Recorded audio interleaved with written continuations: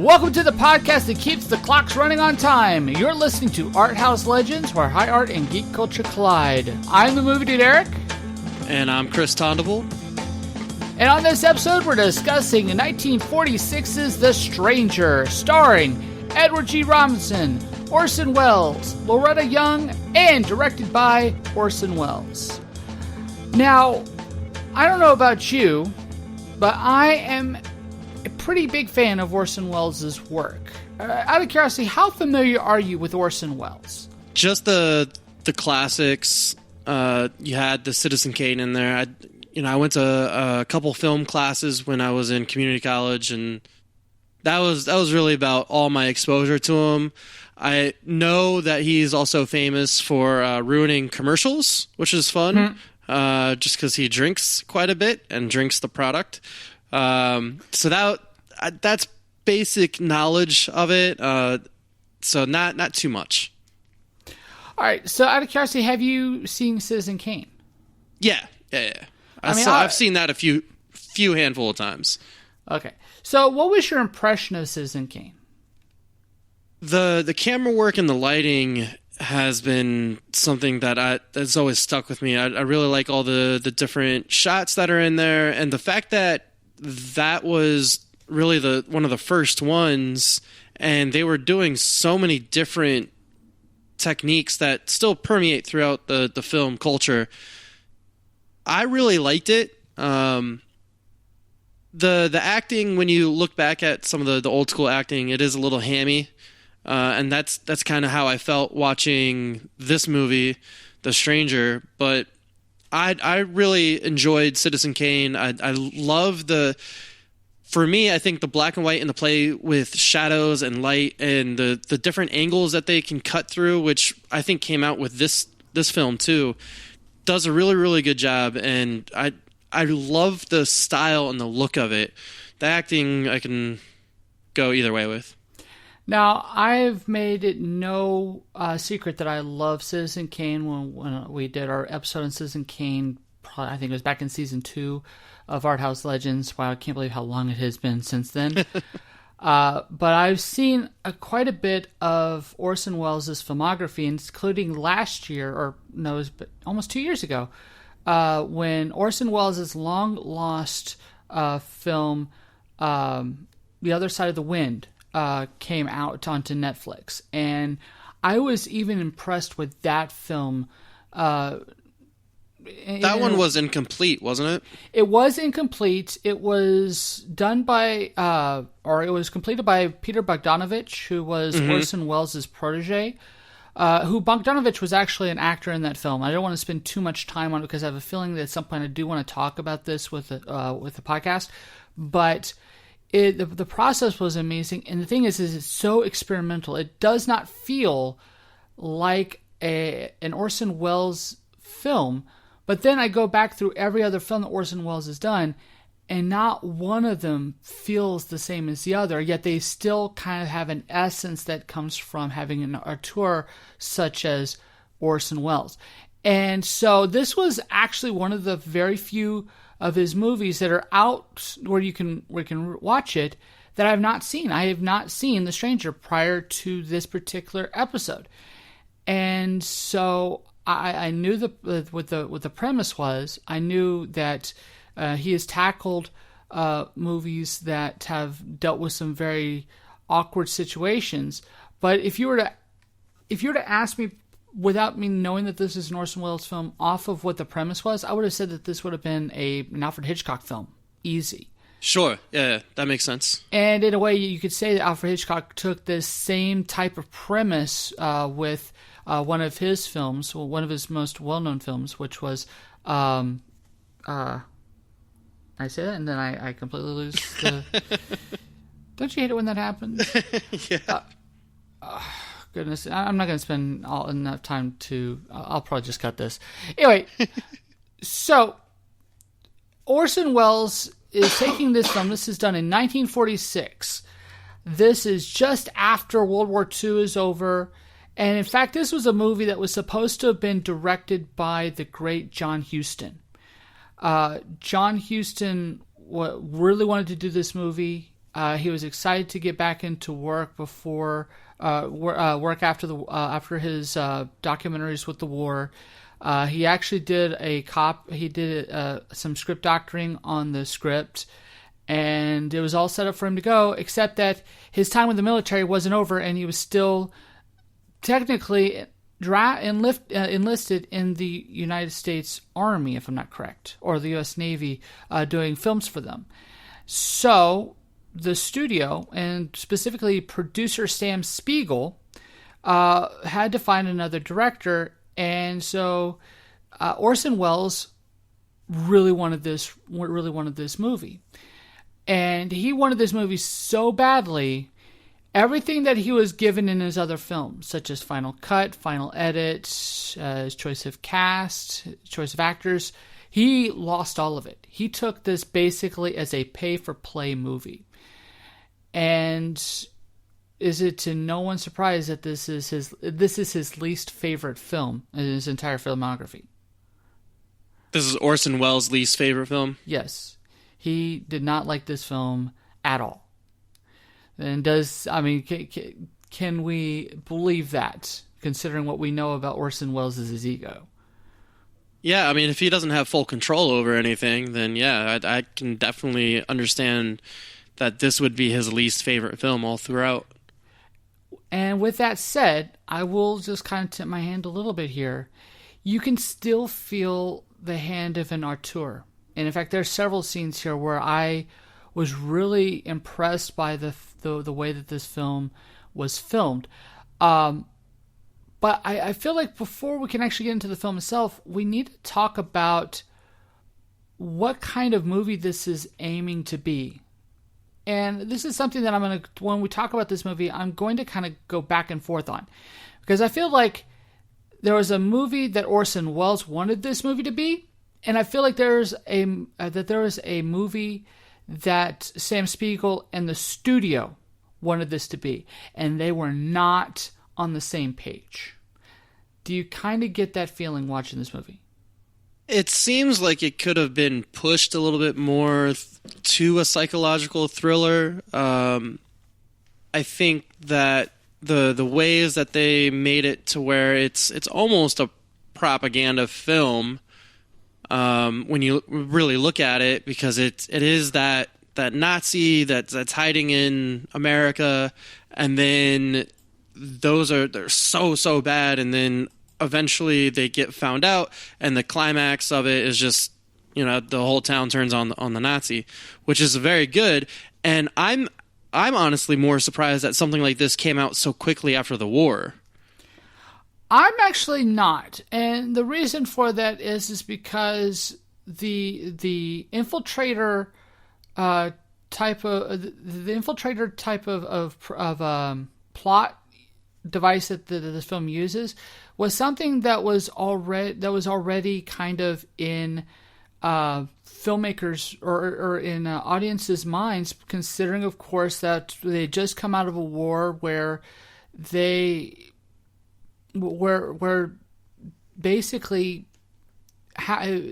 people of the country, people of the United States, were descendant from the enemy countries. German Americans were considered part of the enemy just because of who they were. Japanese Americans were considered part of the enemy, and in fact were interned because of what people in America thought made them traitors to their country, no matter how much loyalty they showed to the United States. America was extremely paranoid. And it doesn't help that there were films that were coming out that really fed upon it, and that, especially as the Cold War would go on later on, this mentality would actually be capitalized on to the point where by the 1970s, and in fact you could say all the way up into the 1980s, this paranoia just took over Hollywood when it came to horror and thriller films. Yeah, I feel like you could actually make this film over and over for every generation because of that kind of idea where you had the World War II, and then you had the Cold War, you had the threat of communism in there, and then you could look at that with everything that we have going on, and that infiltration piece and trying to shape young minds, and the way that this film touches that and presents that into something that really you have to think about, because you're looking at your neighbor at that point being like, who are you really? Mm-hmm. And I find it very fascinating that this film took the protagonist of this film is Edward G. Robinson. Now, out of curiosity, are you familiar with Edward G. Robinson? Have you ever heard of him before? I've seen his face, but I don't know really anything else about him. For me, when it comes to Edward G. Robinson, his most defining characteristic isn't really his face, it's actually his voice. Because, he's the kind of guy that goes after the coppers, you see? I mean, he was Little Caesar. This guy played gangsters. He played criminals. He was well known for it. In fact, so much he was typecasted for a very long time, and in fact would be typecasted as this for much longer. I think it was only like near 1960 when he played another good guy, or semi-good guy, depending, in Double Indemnity, which we've also talked about on this podcast. But yeah, he's always been known for playing gangsters. I mean, he was one of the quintessential. Even now, whenever you think of a role of a old style Chicago gangster, you're either thinking Jimmy Cagney or you're thinking Edward G. Robinson. And so I find it very fascinating that they got this guy that was always known for playing criminals as our hero. Yeah, you could really picture him with a cigar and just looking intimidating, looking like he's just in the shadows, ready to take over. Believe it or not, that's the image that people have of him. That is actually a common way that people see Edward G. Robinson, and one that he made into a massive career. He was a very famous criminal, or a very famous bad guy when it comes to movies. I think he does a good job in this, though. I think that he does a really good job because of the nature of the role, where it is kind of that shifty CIA agent, like the undercover agent. I think he does a really good job with pulling it off. He does. And this is where I'm going to start off with my conflict between the movie that Welles is trying to make and the movie that the studio is trying to make. Because what I found out when I was researching for this movie, did you know that 15 minutes of the beginning of the film was removed from the film? No. In fact, because it starts off with the former Nazi, the jailed Nazi, being let out. Yeah. Basically, he's going to be the worm on the hook to catch a bigger Nazi. But the thing is that entire scene of him getting to that town actually took 15 minutes. And what it did was it showed the exact route that he took to get there, including all the people. We see some of it. We like the character, the husband and wife investigators, where he kills the wife. Yeah. That was actually a bigger role. There was a place where he came across another Nazi. It was extremely exquisite. Honestly, the way that it sounded, and considering how we know or how much I'm aware of Welles's meticulousness to detail, it felt like he was trying to go for more of a Steven Soderbergh type thing. A kind of not meant to be a good guy and bad guy, polar opposites type thing, but a realistic look at Nazi hunting with a charismatic villain. And he puts himself in that role because he likes to be the most charismatic character in the movie. And so it's fascinating knowing that about this particular movie, because if we had that scene, could you see how it would have changed the dynamic of the film, or the way that it would present itself overall, if you had the scenes of him and the details of him getting into the United States, getting to this small town in Connecticut? Yeah, I think that would have been interesting to see how he actually infiltrated everything and started this life, because we only see him when he's fully established as the professor and getting married that same day that the other Nazi comes to the town. I don't know if you need it. And I think one of the things that I like about this movie is that it is very quick and concise. I do like the idea of that build-up, and I do like the idea of seeing everything from start to finish. Mm-hmm. But I'm not sure if you need it, because I think that really the hook in there was letting his lieutenant, I don't remember. It was his lieutenant. Yeah, letting his lieutenant out and then following that character. I really liked the whole beginning of that, and then that leading us to that quaint little town that looks like there's nothing wrong. There's nothing that's underneath the surface that's kind of ready to sprout up. And for the most part, I agree with you in the sense that I don't think that it would have worked, because even though I said that I understand I think I understand what Wells was going for. One thing that I've watching his filmography that I'm very familiar with when it comes to Orson Welles is that his intention doesn't always mean that that's what the outcome comes out to be. And so I appreciate, and in a way you can definitely sense that approach is something that we're actually going to see done much better in something like Traffic, where Traffic took the concept of being on the fly on the wall, watching the big picture type thing. I don't think that this movie could have done it, not with the Hollywood aspects that they put into the film. But that said, though, I find it very fascinating here that Orson Welles went to war with the producer for this, and went to war for the producer when it comes to the other things that he was trying to add more realism to this infiltration. That said, though, when we get into the town, when we set up the pieces, when we find out about Professor Charles, or as we find out his Nazi name is Franz,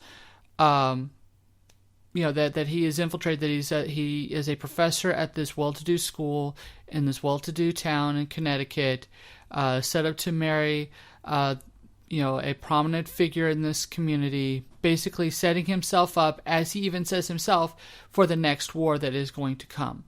Yeah, because he's marrying the daughter of a Supreme Court justice. And then his whole idea is to shape the minds of the future leaders of America. And so it sets all that up really well. I didn't really like kind of how they knocked out the investigator the way it does, because to me, like, that is the most laziest quote-unquote murder scene ever. And just from the way he got hit, in a realistic movie, yes, it would have murdered him. But the way that it's portrayed in the film, it feels like, yeah, he's obviously going to get up. Like, yeah. This is, to me, why not check to make sure he's dead? If this is that important, just do the groundwork. I mean, come on. I don't know. I mean, but the thing is that there's several times when characters make these very lazy assumptions that they've won or that they've gotten what they wanted, and to me, it's so flimsy, right? We'll have a scene where where someone's supposed to go up a ladder, and you're banking so much on this working that it should have been obvious that this wasn't going to work. It's almost cartoony. Yeah, it's almost cartoony the way that some of that stuff works. Yes, and so, but we'll get into that scene later on. But there are elements of what Orson Welles is doing, visually speaking, that I found very fascinating. One thing I want to talk about right off the bat is when it comes to the lead female character, which is Mary. I love the fact that as the film goes on, the first time we meet Mary, she's this wholesome, sweet, kind of girl next door type look. Throughout the film, she looks more sophisticated. She looks more weary. She looks darker. In fact, the use of makeup is extremely exaggerated. She's perpetually looking dour and with like harsh lighting on her, like Yep. it's trying its best to make her look darker. Her wardrobe is a lot more constraining and not as loose and flowing as it was at the beginning of the film. And especially as we get into her story, it makes sense for her, or it makes sense for this visual translation, or transition. Yeah, it does a good job mirroring what's actually happening through the plot.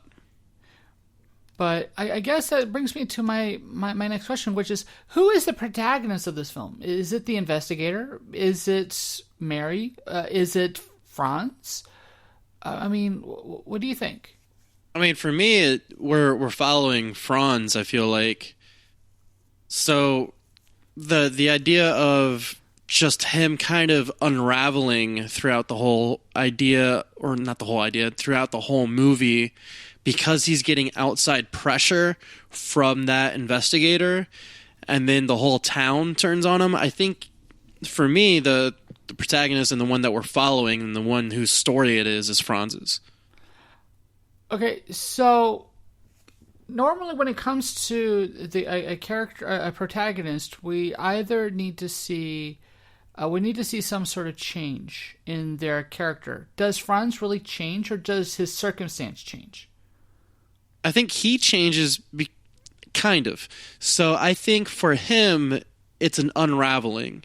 So it's his true nature coming out throughout the course of the movie, which he was trying to hide so much in this small little town, and deploy his grand plot to take over America.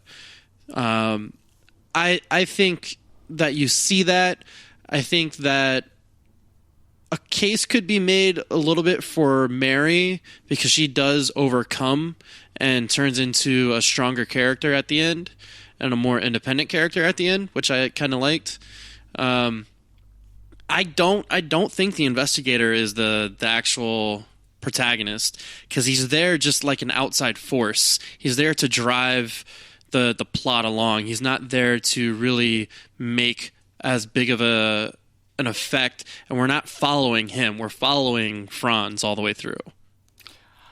You know what? I definitely see what you're coming from, but I'm going to make the case that Mary is in fact our protagonist throughout this film.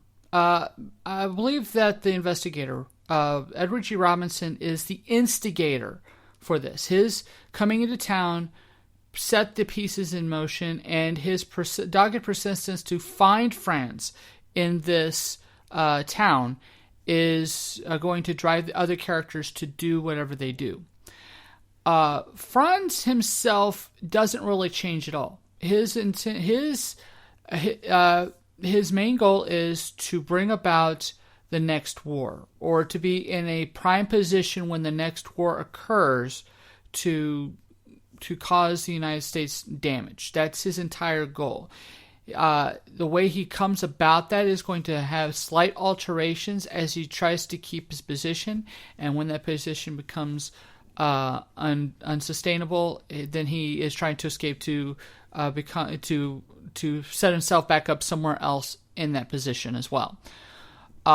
Mary has the character arc. She goes from naive, innocent, sweet girl next door who's in love with the teacher, who, let's be honest here, just looks like red alarm should be going off on with her like throughout the entire movie. Like, is he the only eligible bachelor in this town? Because quite honestly, I think all the other boys that we see are either in their 50s and 60s or just reaching puberty, right? I don't think there's any other men of her age in that town from what it looks like. Because it looks like it was basically a college town, and you have the old folks that were there that are basically, most of them are probably parents of the kids that are going to the school. Mm-hmm. So you do have that big dynamic and it looks like it's a very well-to-do little town too. Yes. So when you look at it, it's probably a lot of old money. It's going to be men that are going to probably be about 18, 19, going to that college. So that age gap is really there, and she is kind of lost in the shuffle in there. Her and her brother, because her brother is kind of in limbo too. I don't think he was going to the school. So they're pretty close in age, I feel like, but they're definitely lost within that generational gap. Yeah.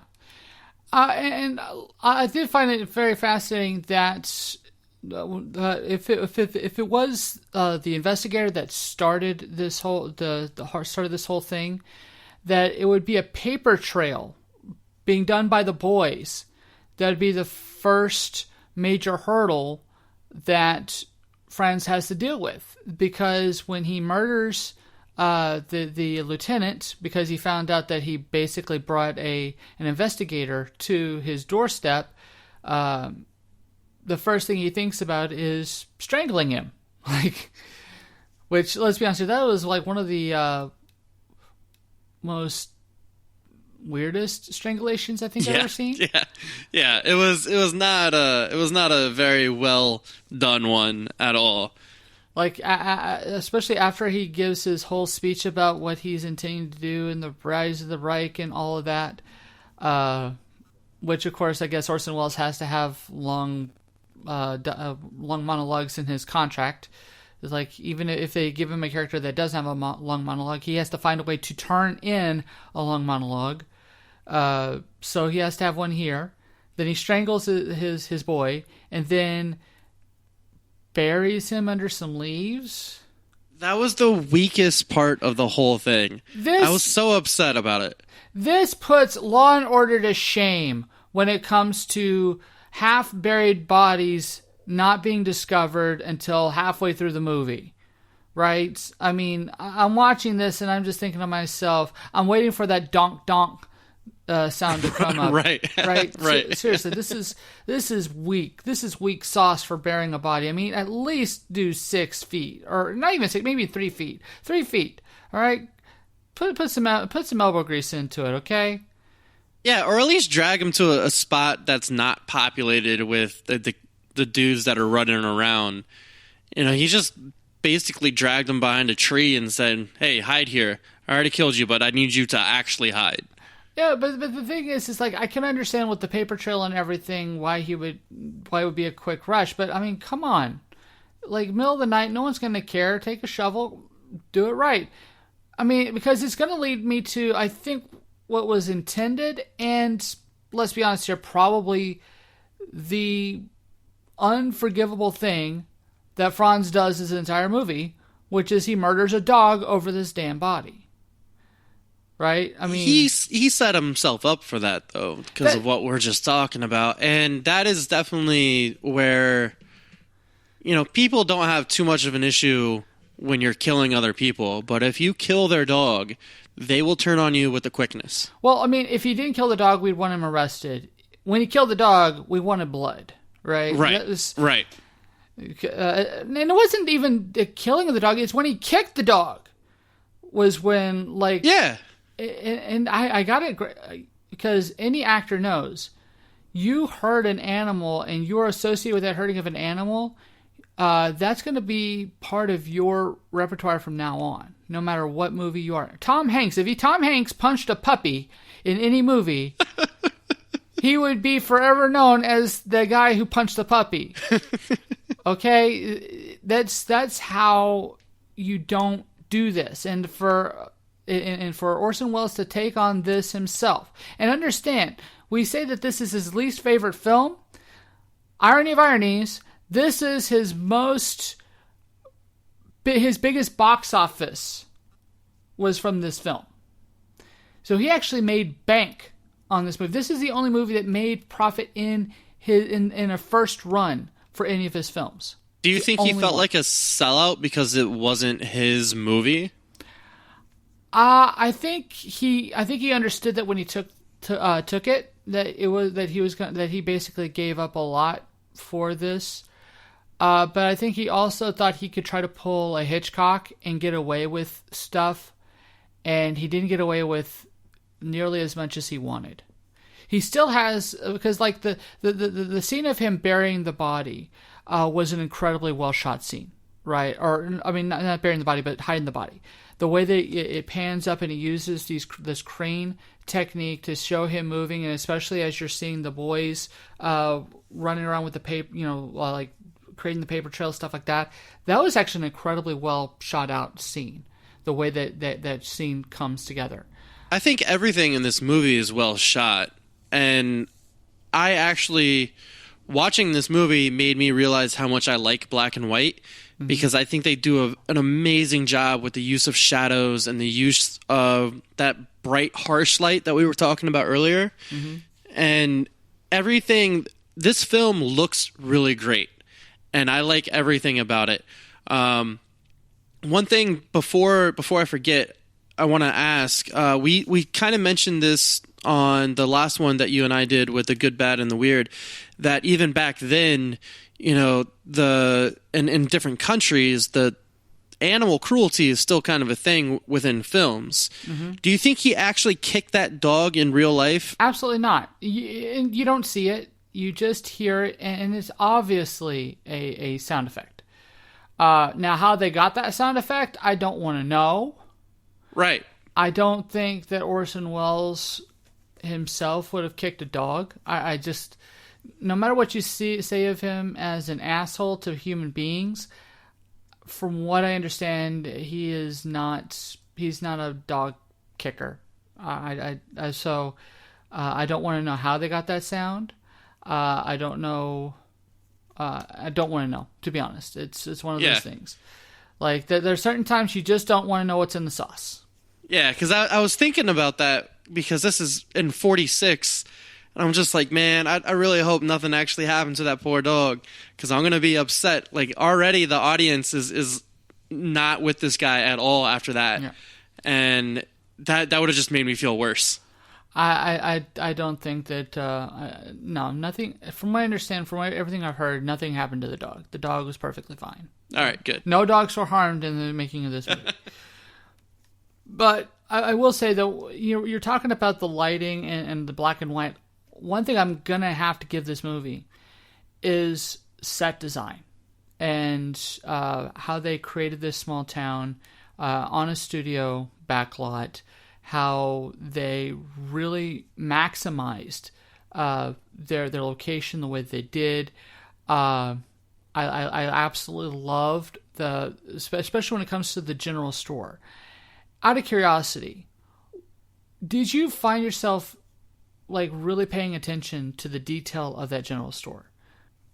Not really, and that might be something that I need to go back and look at then, because I'm looking around the whole town, and it's a gorgeous set piece, and throughout it I'm more focused. Because I haven't seen a black and white movie in a long time, I think that I was more amazed by the use of the light and the shadow than anything else. So I was not paying attention to all the little details that was in that general store. Well, believe it or not, and it was only after I had been doing research on this film that I came across this little thing. The general store actually has more importance to the story than pretty much any other location in the film. Let's look at what this general store does. The Nazi who comes to town, he leaves his bag there, right? The store itself is in the center of the town. There are things that are going to happen throughout the town that is going to come through that store. In fact, this is the store that that Franz is going to use for his alibi. This is where the investigator sets up his base of operations, is in this store. You'll notice things that are happening throughout the town through the windows of this store. In fact, that's what I did really, really like. I think near the end where they're going to the church, and you can see the church and see the people entering the building through the window of the store. I really, really like that shot. And especially like especially for someone who has seen Citizen Kane and understands how deep focus plays a large part in that movie, you know that Orson Welles loves to have as much in his frame as possible. Get as much stuff into the shot as you can. And so he has stuff in the foreground and in the background. With large windows, he's able to have something that's happening in the store and something that's happening outside the store. And you can definitely sense that. So it would make the most sense that the store would have the most detail to it, would be the most distinct location. And on top of that, if we also want to say it, it also has the most interesting supporting character, which is Mr. Potter. Mr. Potter, which for me, I'm trying not to communicate this with my feelings for another Mr. Potter that I have very strong, hateful feelings towards. Because everyone knows when you talk about Mr. Potter, you know what you're talking about. Right. But this Mr. Potter is a sweet, kindly old guy who apparently can't play checkers for the life of him. In fact, I will be honest here, I was watching the checkers game that he's playing, and in every shot, the pieces are in the wrong in the wrong places. Like, I didn't notice that. He's kicking the lieutenant's butt, the one that dies, and then it looks like the investigator played with him too. I think, right? And then yes, well, the investigator and Charles. Charles was using him as the alibi. So right, and Charles is the only one that looks like he actually put up a fight against him, though. Yes. Well, the investigator, I think he was. They were trying. From what it seemed like, they were trying to basically create a Sherlock Holmes aspect to this character. But the thing is that there is one scene where he actually feels like an investigator when he goes to the dinner party. And let's be honest here. I was afraid, like when Charles basically gives himself away, right? And you see that that the investigator kind of noticed it, but he doesn't say anything. So I'm thinking to myself, okay, he knows. But then he makes that phone call in the middle of the night after after that really awesome smash cut, which if I'm not correct is when he kicks the dog and he goes straight to the investigator waking up. If I'm not correct. Believe so. Yeah. Because then I think that's when he makes the call to the brother. No, he calls back to his. Oh yes, he calls back to HQ saying that he's going to stay for a little bit longer. Yeah, because he now is suspecting Charles of being the Nazi, because only a Nazi would say that that Marx is not German because he is a Jew. Which I have to admit, that's a great monologue. I'll be honest here, of the entire film, that is possibly the most. That is the best writing was on that monologue. And you could definitely sense that was Orson Welles. Orson Welles wrote that dialogue for himself. That said, the fact that no one else caught it made me really wonder if there's some sort of commentary going on here about the obtuseness of the elite. Because, seriously, these are people that are wrapping themselves in the flag and calling themselves all kinds of American and how they're America's elite. And yet this guy basically spouts German rhetoric. And in fact, if you listen to what he tells the boys in class or the stuff that they're learning in class, all of this stuff is German propaganda. Yeah, it's very fascist. Yes. And so is this film making a commentary about how the rich and the elite are basically stupid because, this guy could basically set himself up and talk this smart, this kind of rhetoric, and they just accept it? I mean, it seems like it, right?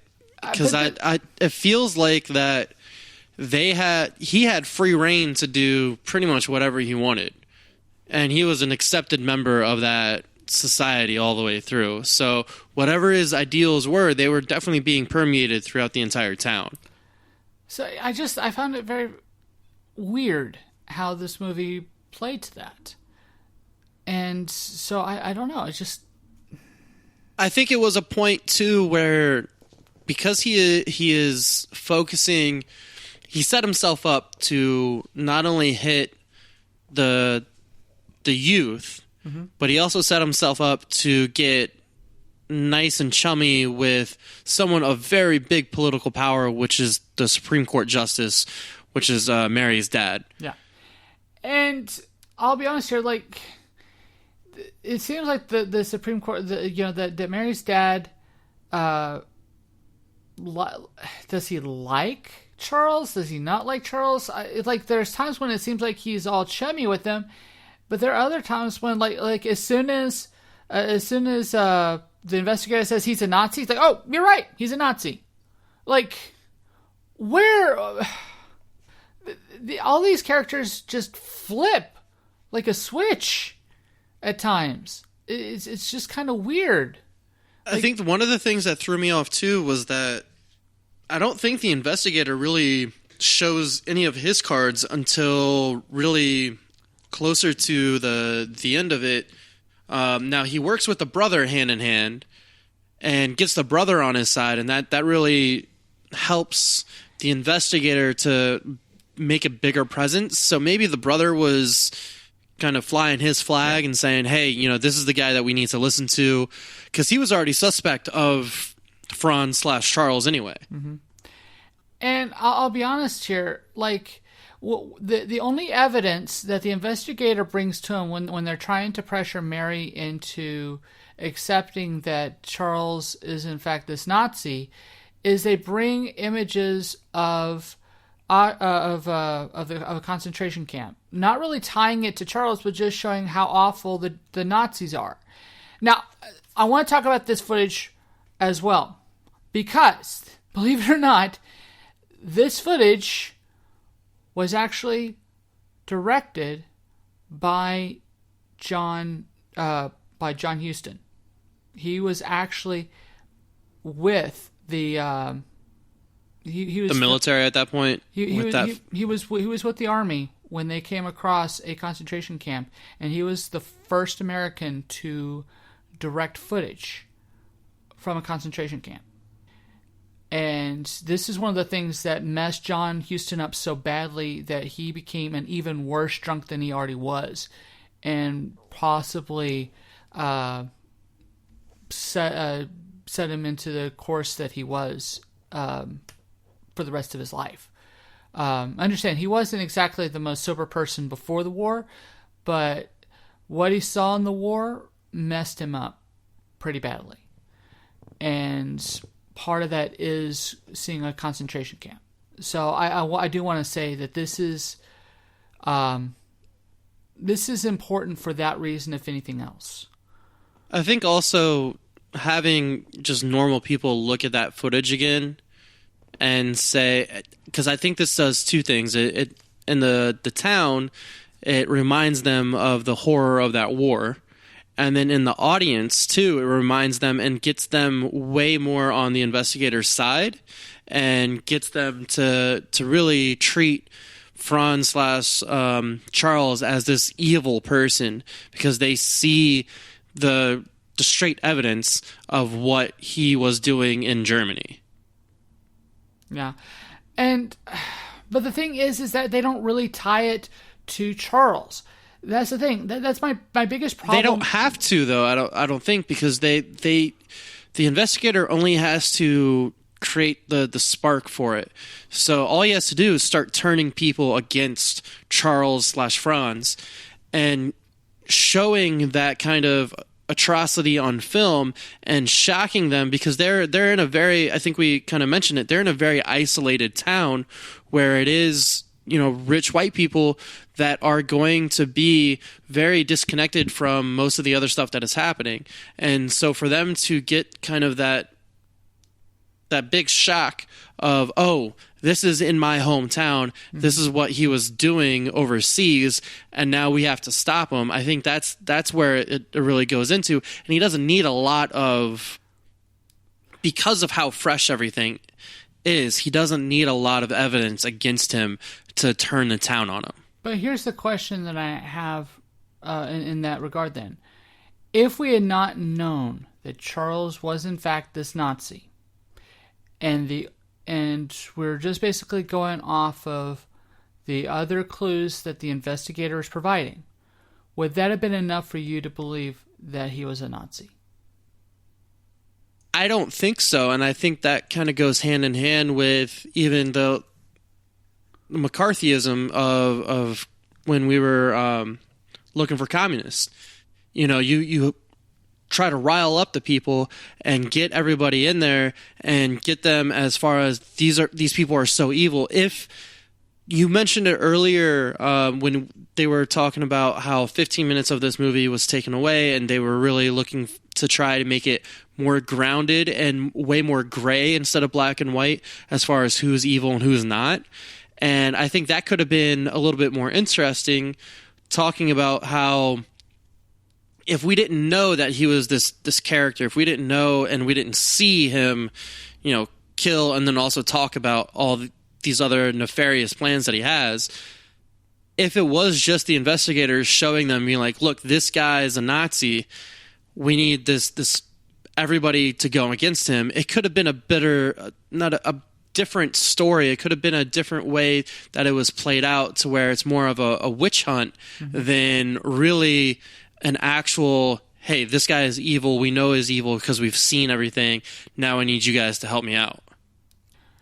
I don't know. To me, I feel like that's a conflict between Welles and what Welles, I think, was trying to do about making this a morally gray art discussion, and the black and white nature of the film that the studio wanted. You could feel the studio wanted to be clear-cut bad guys and good guys.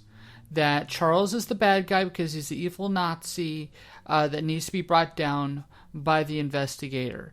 By the investigator and True Blue Americans. Loretta Young's Mary. Mary is supposed to be the redeemed character, right? She doesn't want to believe that her husband is a Nazi. No matter what the investigator says, she ignores it until she can't ignore it when it comes clear that her husband intended to kill her because she was no longer he didn't trust that she would be on his side. And so I don't think that they make the investigator the hero. I think they make the town the hero.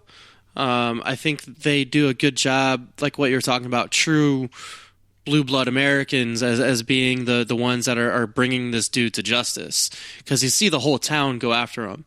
Now, I think the most interesting part is Mary's growth and character arc throughout the whole thing, because she does become very frazzled and almost at a nervous breakdown, and you see kind of in that old school way of that husband knows best, right? Mm-hmm. So that pressure from the husband and the pressure, they haven't been married for more than a month when everything happens. I think it's only like a 2-week period at most that everything goes through. So she's trying to still be faithful to him and loyal to him while it's really going against her insides. And you see that where she is that nervous breakdown almost right there. And then she still has that resolve to go with him, to go to the church, to do everything and almost get set up until, what is it, her maid? Yeah. Okay, so let's talk about the scene with the maid, because that was silly, right? I feel like that was like almost comedy, like almost Tyler Perry comedy levels of silly. It was very, very outrageous, I think is a good way to put it. But it's, even with some of what Orson Welles was doing, the sweat that was coming out of him and the way that everything is so heightened as far as the acting in this, and she just puts on a whole show while trying to stop her from going to the church. And it's ridiculous. I don't think that would have happened in real life. I think if I was Mary, I probably would have just left her there and just been like, look, you need to get your stuff together. Yeah, that's the thing. Like, how do I say this? I understand why the film does this, and I appreciate that it was kind of going for a different beat. But to me, like, there was no other comedy that kind of set up this, and I feel like it just came out of nowhere. Like I don't think it was meant to be comedic. I think it was meant to be, so dramatic that it would stop her from going. So when we look at it, it's like, why you are doing too much. You are doing the most. You need to take it down a notch. So you think it failed on that level, that it was aiming for something and it just missed the mark, or are we not seeing this correctly? I think because it looks so over the top that it is so ridiculous the way that she just throws herself on the ground and be like, oh, I'm having a heart attack. Mm-hmm. That to anybody watching that from the outside in, I think would have been like, she's faking it. She's being ridiculous. You can just leave. But I think that inside the scene, she was trying to be serious and trying to come up with something that would definitely, stop her from leaving. It wasn't executed well. Okay. All right. So let's talk about kind of the end game for this film. We mentioned that there was a whole scene with the maid, and the reason for this is because Charles says to finally decide, okay, he's going to kill his wife. He's going to make it look like an accident. So he tells her to go up to his clock, the clock that he was spending this entire movie to put together, and that the other major clue that the investigator had was that this Nazi who had never been photographed before has an obsession for clocks. And we could talk about the clock motif in just a moment. But she's going up to this clock that he has rigged the ladder to cause her to fall. And so the nurse throws the tantrum, and so she sends her brother to go up to see Charles at the clock, right? Correct. To tell him, hey, I'm going to be late coming to you. Don't tell anybody else, but you need to go let Charles / Franz know that I'm late because my maid is having a complete meltdown. Because, that makes all the sense, especially since he was talking about this super secret thing. Like, his story is the worst. Like, this is, again, almost to the point of parody, right? Like, I want you to go over to this cliff. I want you to look over the cliff. This is for a surprise that you're going to find on the others that's underneath this cliff. Like, especially considering that she, at this particular point, is almost about to suspect that he is, in fact, a Nazi. That she's almost convinced at this point. Why? Like, why? Again, I think that... So I think you have to remember that they've been only married for a couple weeks, right? And that loyalty is still there, but I think it is very, very telegraphed. Like, the audience knows, hey, you shouldn't don't go to that church. You're going to get killed. You're going to get murdered. Something's bad is going to happen. Don't do it. So the audience knows what's going on, and the fact that she sends her brother instead, she's still thinking the better of Charles / Franz, while trying to still, wrestle with the fact that he could be definitely a bad dude. And that finally comes to a head when she realizes that, hey, you would have killed me if I had gone to that church and instead you could have killed my brother. And that all goes sideways for Charles real quick. So, and I'll be honest here, like when he hits that rigged ladder step, or that ladder rung, it seemed like he was able to recover pretty quickly. Does that mean that he honestly thought that would have killed her? Could it have been that she could have survived that anyway? Maybe, but it could have just been a poorly done rig. I don't know.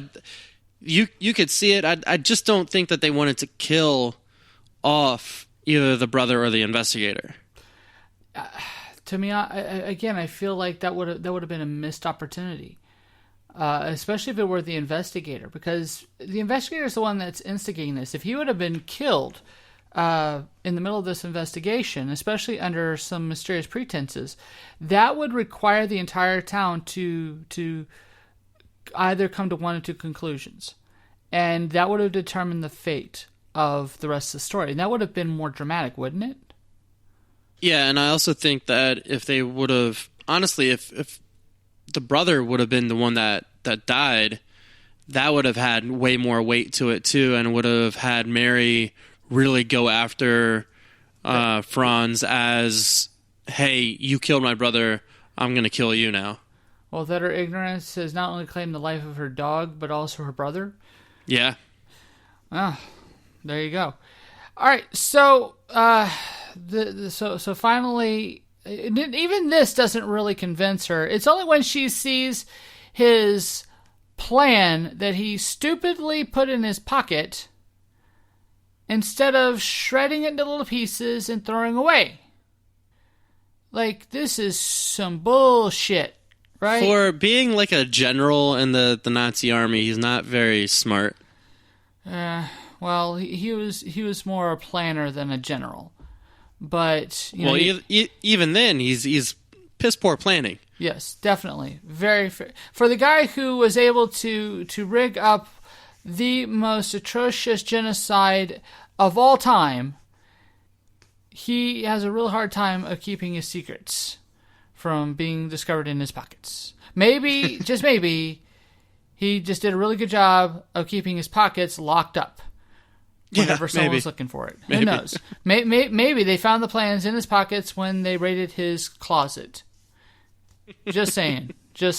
But that said, so his ruse has been revealed. She no longer believes him. We now have the conflict that we've been waiting for. Honestly, I think the movie was going to end here, but it doesn't. He escapes, runs off, and she passes out from, in this confrontation, right? I mean, who was it that got shot or stabbed? Or I'm trying to remember here. Or it was the investigator that got shot, wasn't it? The investigator takes a stumble on the ladder that was meant for Mary, and that's how he gets injured. Okay. Because he only had the head injury and the ladder. Mm-hmm. From what I remember, what happens is Mary goes to the church. Well, through the cemetery. No, she passes out because she wakes up in her father's house, and they're in the process of looking for him. She knows where he is, which is where everyone should have been looking this entire time. Yeah. Because it should have been in the church. They think that he skipped town, and that is not what happened at all. He's still in the church, just hiding and biding his time. Even if you think he skipped town, you still check the town. My goodness. At this particular point, Tommy Lee Jones from The Fugitive would be pissed off at this movie. Come on. You check just in case. And especially check the place that he built that he rebuilt, for crying out loud. Right. That's his base of operations. Yep. Even the investigator should have known that one. He's like surprised. Like, I didn't realize he would go back to the clock. No, really? Yeah, not everybody's on on the same page here, and that not everybody can kind of use their brains throughout this whole thing. It makes it to where, people are not smart, and that starts even with Franz. That none of the stuff that he's putting in motion is really working out because he is not the best at this at all. And that goes to the point where they're in the church. Mary gets him. He has a gun and threatens to go ahead and shoot her already, and then pulls her up, which looked really weird. I don't know what it was, but it just threw me off on it.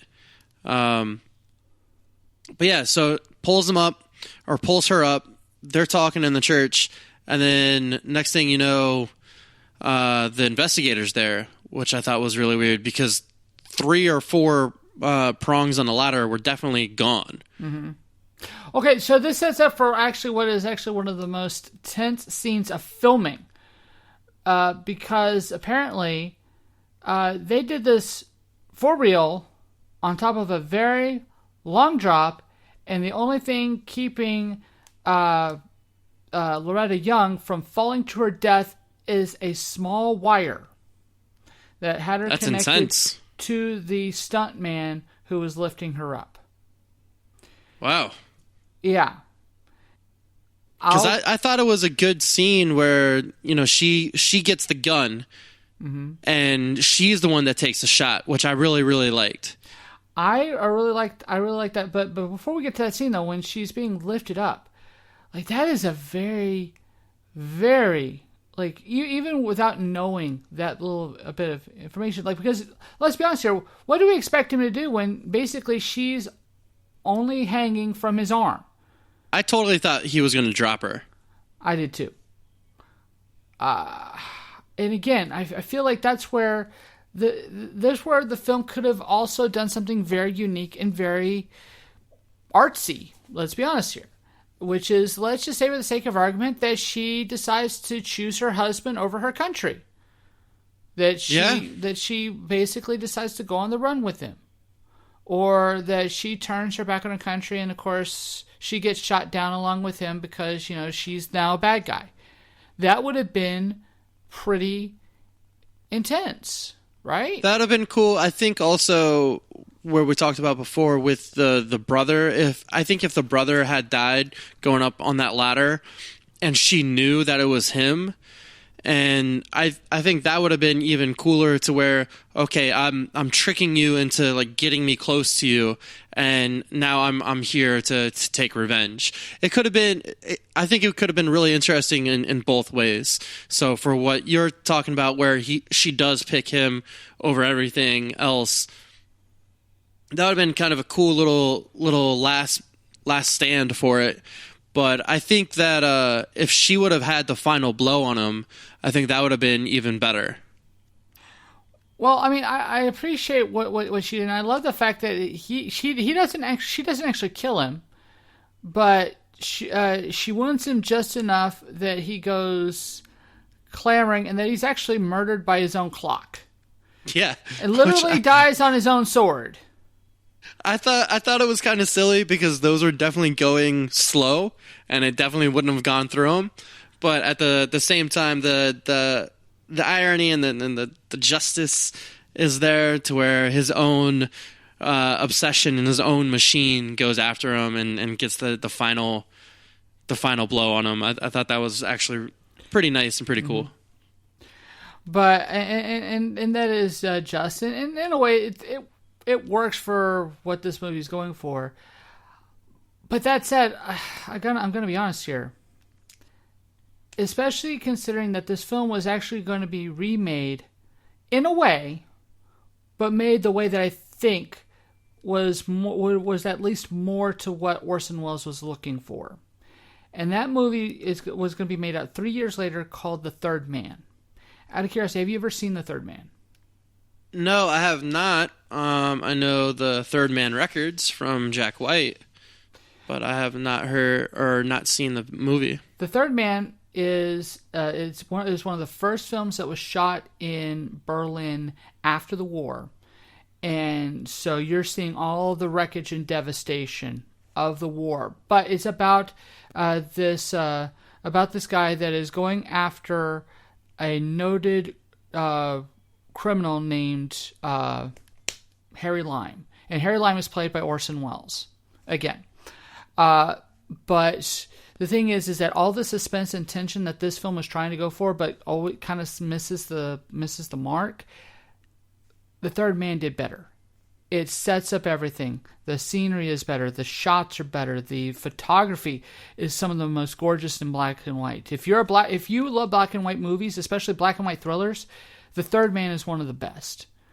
It's also one of the very few scores that works with a sitar outside of Nice. Bollywood.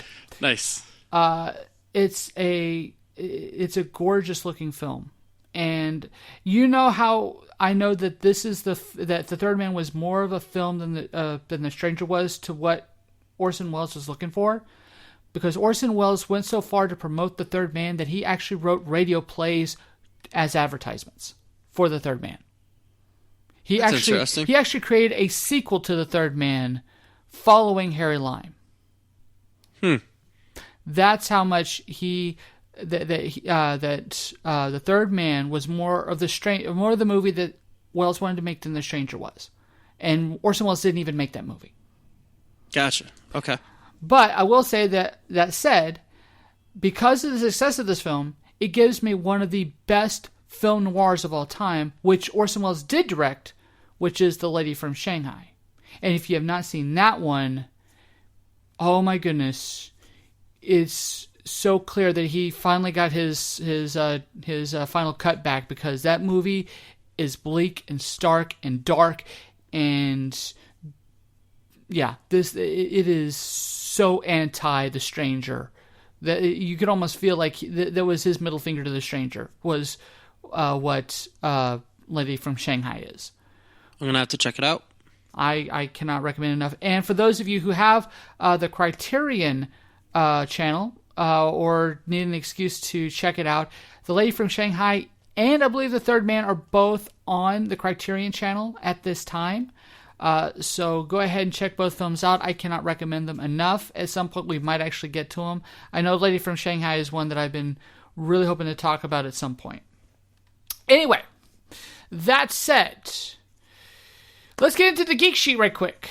Now, we talked about Orson Welles on Citizen Kane, about what he's done. Specifically, he was the voice of Unicron in the Transformers movie. I bet you didn't know that one, did you? I did, actually. I did. In fact, it was his last film he ever did, because before the film came out, he died. Yep. Also, he was, in fact, the original Le Chiffre from the 1960s Casino Royale. You thought that Mads Mikkelsen was the first Le Chiffre? Is that it? Yeah. Yep. Nope. Orson Welles. And let's be honest here, that Casino Royale, the one in the 60s, was a spoof of Bond films more than it was an actual Bond film. How do you know? Because David Niven, of all people, played the spy.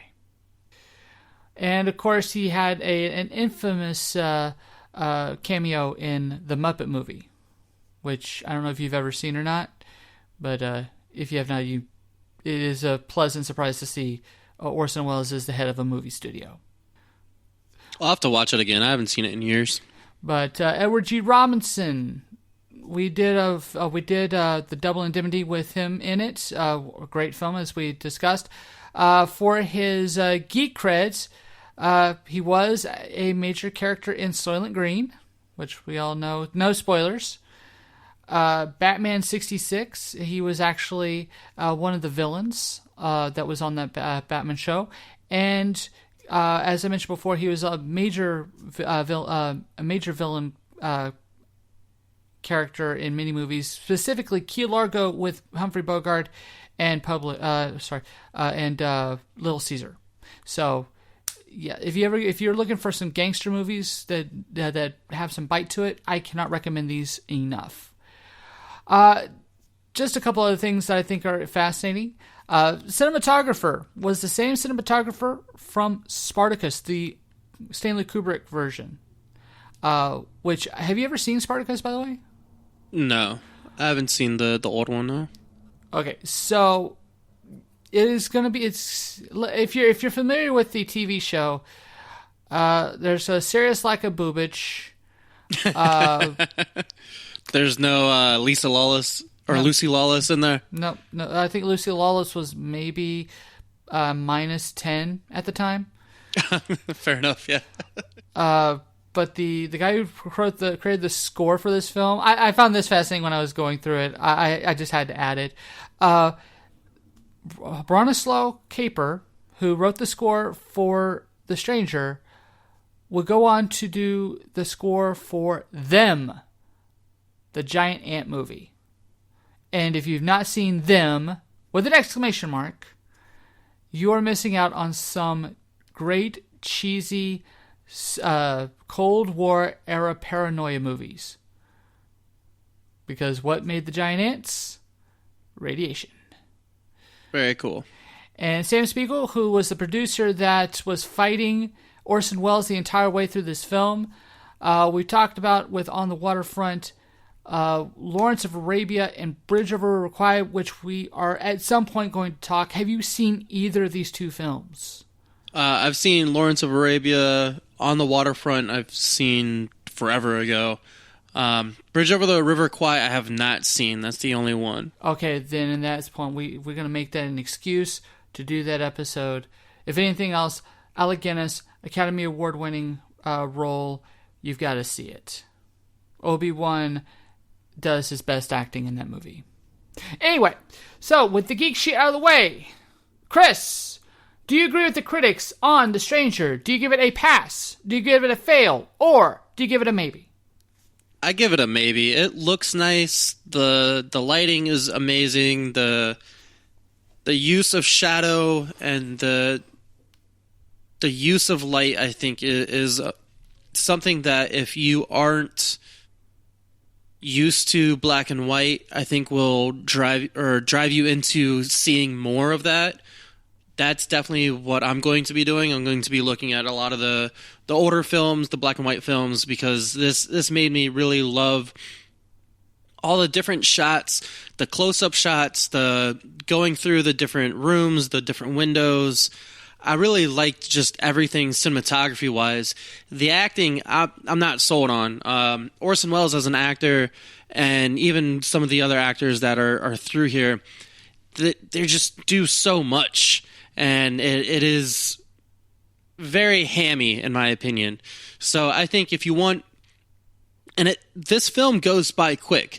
So if you want just to kill an hour and a half and see some really nice stuff and really get kind of hooked into the idea of black and white movies again, go for it. But overall, you could probably skip it. All right, so in that case, on my end, I'm just going to say that I kind of like this movie to the extent that it does have some pretty awesome scenes. But that said, though, as I mentioned before, even Orson Welles doesn't feel like he's giving his best work here, and there's so many holes in this movie. There are so many places where it just doesn't work. And characters make so many stupid decisions. And it's just enough that none of the good stuff in this movie can just overcome it. Like I said, I mean, this is a movie that was made better with The Third Man. Orson Welles made a much better film the next time around with the lady from Shanghai. This is...